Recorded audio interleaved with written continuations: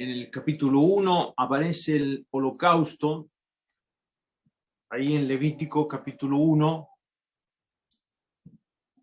y aparece minuciosamente detallada la manera en que debía hacerse el holocausto. Dice ahí en el verso número 2, habla a los hijos de Israel y diles: cuando alguno de entre vosotros ofrece ofrenda a Jehová de ganado, vacuno o ovejuno, haréis vuestra ofrenda. Si su ofrenda fuere holocausto, vacuno macho sin defecto lo ofrecerá, de su voluntad lo ofrecerá a la puerta del tabernáculo de reunión de Jehová, y pondrá su mano sobre la cabeza del holocausto y será aceptado para expiación suya.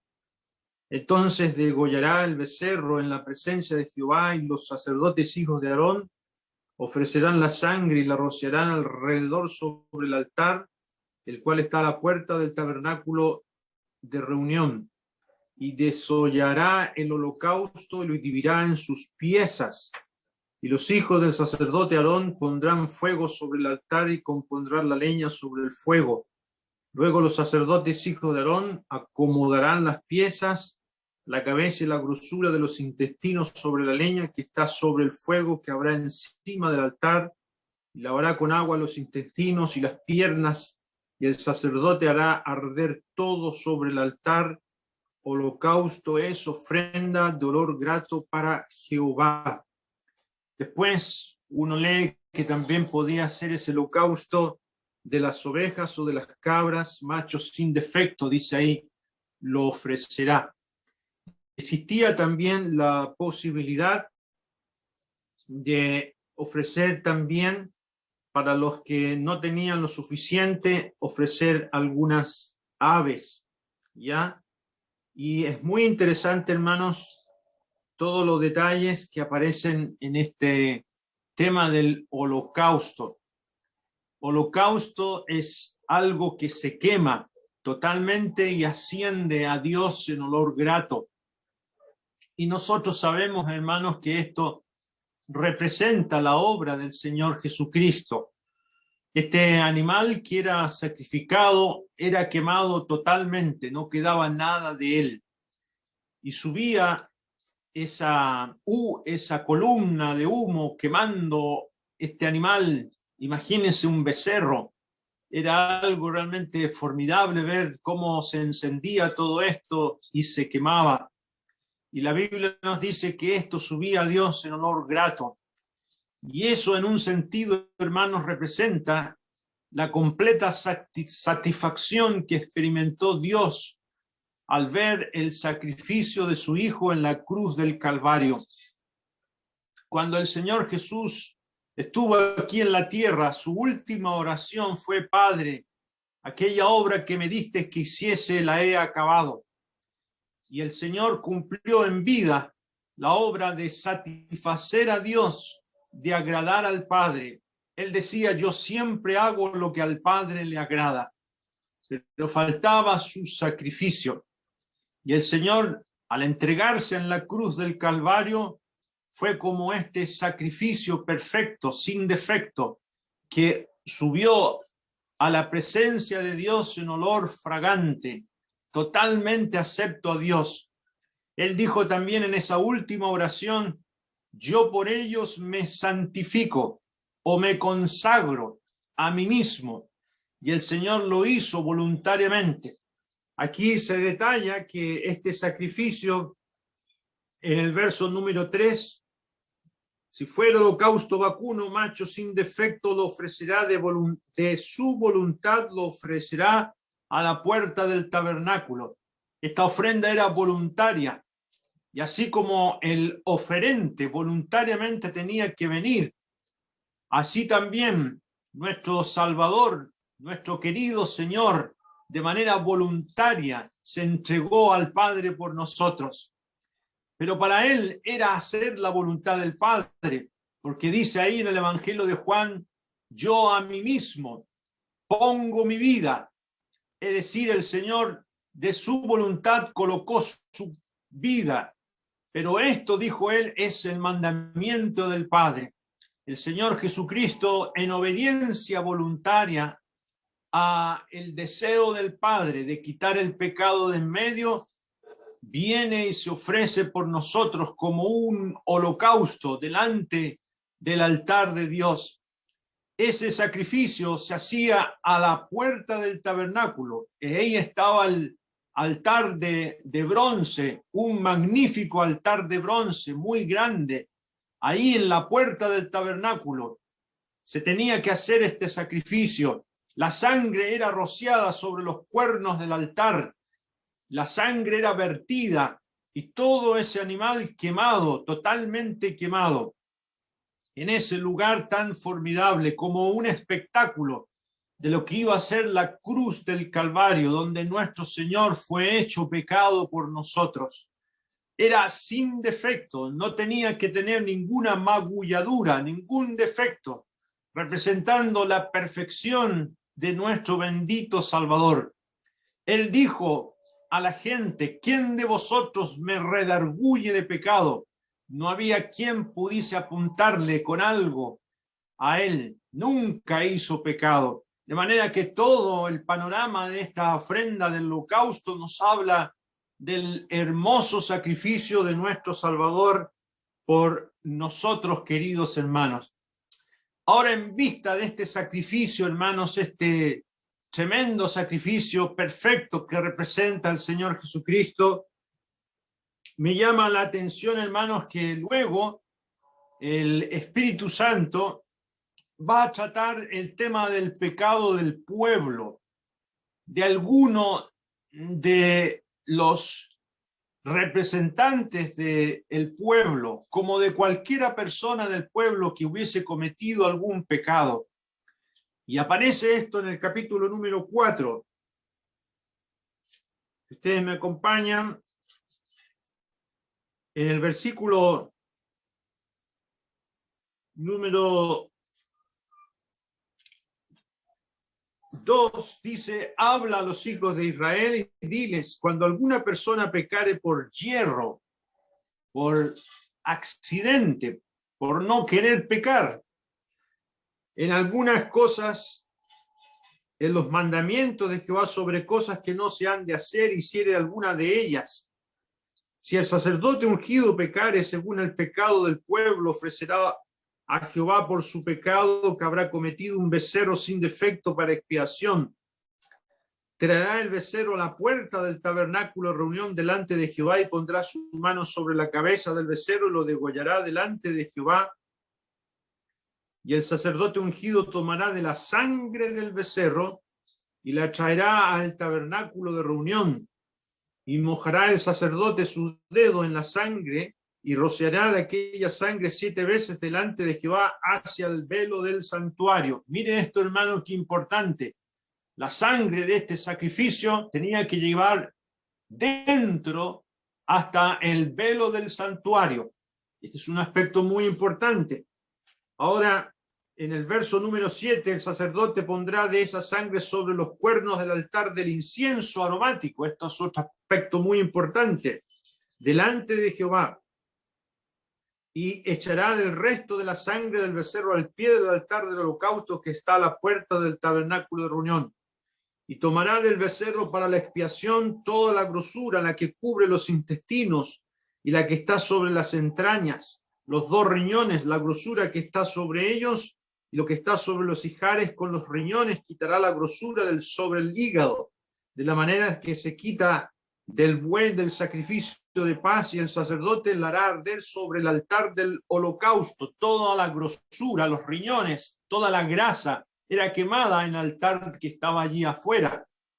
Y dice en el verso 11: y la piel del becerro y toda su carne, con su cabeza, sus piernas, sus intestinos y su estiércol, en fin, todo el becerro sacará fuera del campamento a un lugar limpio donde se echan las cenizas, y lo quemará al fuego sobre la leña en donde se echan las cenizas, será quemado. Y miren, hermanos, este animal no era quemado en el altar al entrar al tabernáculo, era sacado fuera del campamento, al lugar de las cenizas, y ahí se quemaba. ¿Y por qué, hermanos? Porque aquí tenemos algo muy importante para los que son guías del pueblo de Dios, para nosotros. El pecado que pueda cometer algún hermano anciano, el pecado que pueda cometer algún hermano que enseña la palabra de Dios, afecta profundamente a Dios. Y es interesante, hermanos, que este animal no podía ser quemado en el altar de bronce, tenía que ser sacado afuera, quemado en el lugar de las cenizas, demostrándonos el arrepentimiento que tenía que existir en el sacerdote. Ahora no solamente me refiero a nosotros los que enseñamos y los que son ancianos, a cualquiera de nosotros que estamos hoy día conectados, porque también somos sacerdotes de Dios. El pecado que nosotros podamos cometer, hermanos, afecta profundamente no solo el testimonio de Dios, sino que también a Dios mismo. Y así como ese animal tenía que ser sacado afuera, eso nos habla de un arrepentimiento profundo que debería existir en nosotros por ofender de esta manera a Dios. La grosura, los riñones, todo eso sí era quemado en el altar de bronce. ¿Por qué? Porque la grosura, la grasa, los riñones nos hablan de la energía de la carne. La energía de la carne. Hermanos, el viejo hombre, la Biblia nos dice que ya fue crucificada con Cristo. Eso nos dice Romanos capítulo 6. El viejo hombre ya ha sido crucificado. Y el apóstol Pablo les dice a los Gálatas, en el capítulo número 6, que para los que son de Cristo, la carne ha sido crucificada. ¿Y qué significa eso?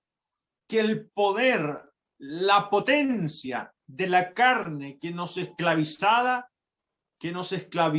a nosotros, ha sido crucificada. De manera que no sirvamos más al cuerpo del pecado, que no nos dejemos dominar por pensamientos morbosos, por actitudes impropias, que realmente nos analicemos y que veamos el serio daño que pueden causar nuestros pecados. Mire lo que dice aquí. Dice aquí que la sangre de este sacrificio por el pecado, dice en el verso 7, el sacerdote pondrá de esta sangre sobre los cuernos del altar del incienso aromático.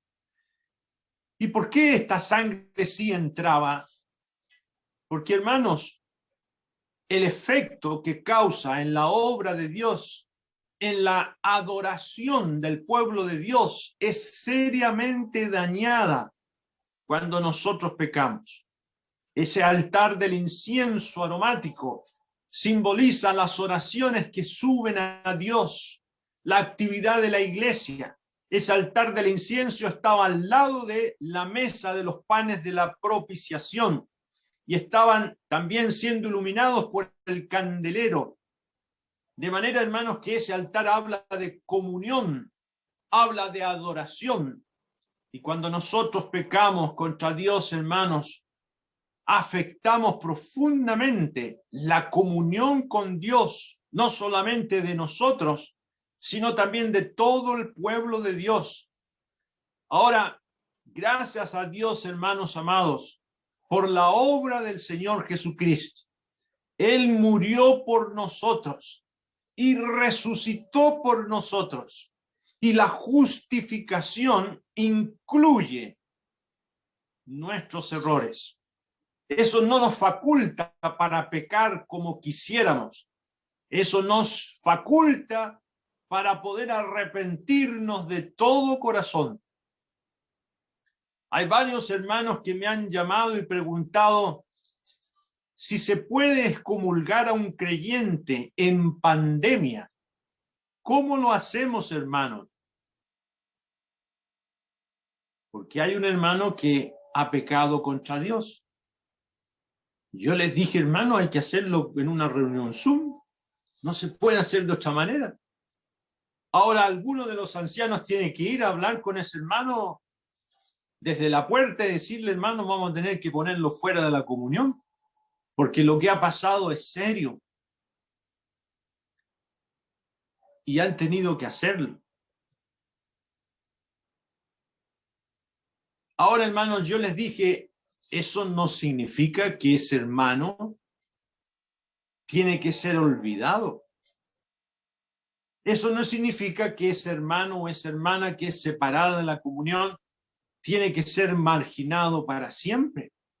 Siempre una disciplina de excomulgación es para restauración, para que ese hermano realmente entienda que ha pecado y que ha dañado el testimonio de Dios y ha dañado al pueblo de Dios, pero tiene que arrepentirse.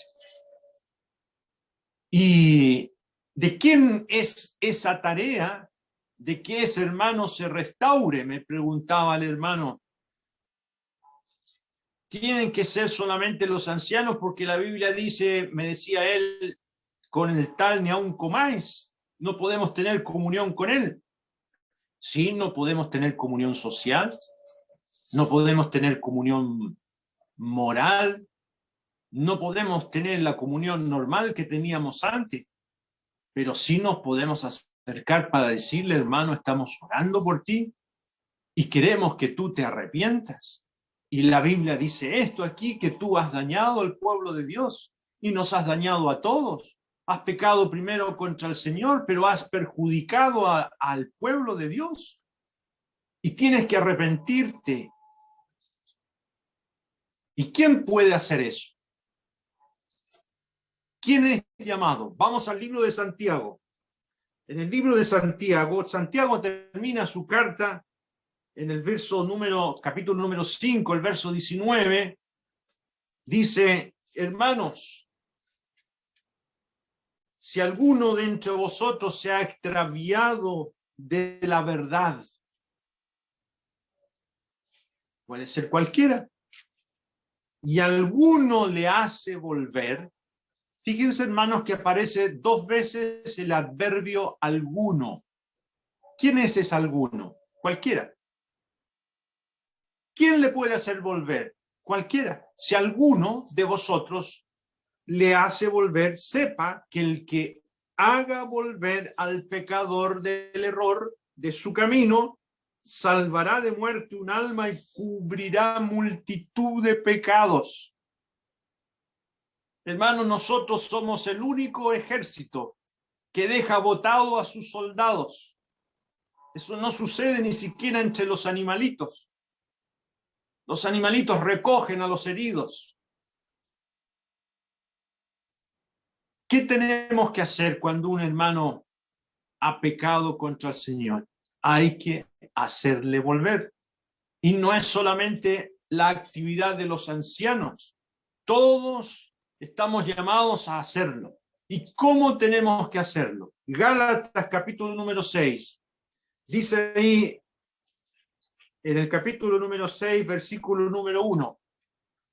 Hermanos, si alguno fuere sorprendido en alguna falta, vosotros que sois espirituales, restauradle.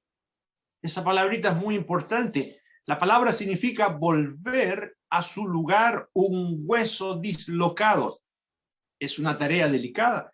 Si alguno de vosotros que sois espirituales, restauradle con espíritu de mansedumbre, considerándote a ti mismo, o sea que tú también seas tentado. El que se va a acercar a decirle, hermana, estamos orando por ti. Deseamos que vuelvas primero al Señor y también a conectarte. El Señor te ama y nosotros también te amamos. Lo debemos hacer con espíritu de mansedumbre. Tienes que arrepentirte y no ponernos como si nosotros nunca hubiésemos pecado. Y aquí se habla de los espirituales. ¿Quiénes son los espirituales? La característica de ellos está en el capítulo 5. Dice ahí en el versículo número 22, más el fruto del Espíritu es amor, gozo, paz, paciencia, benignidad, bondad, fe, mansedumbre, templanza. Contra tales cosas no hay ley.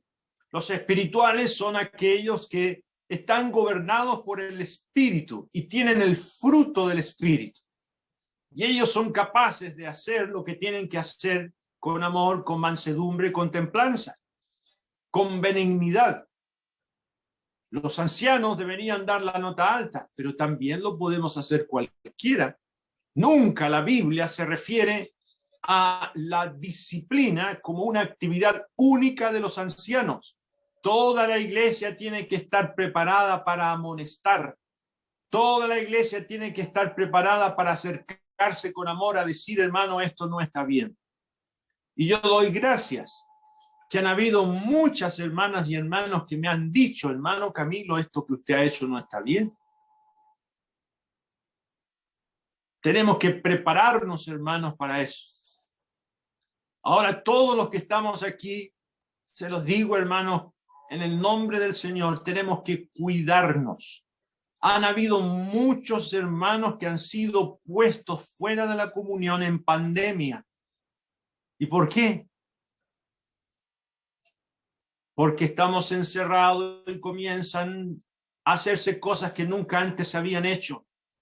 Hay muchos hermanos que frecuentan la pornografía. Con vergüenza lo tengo que decir. Las conexiones de internet ofrecen pornografía.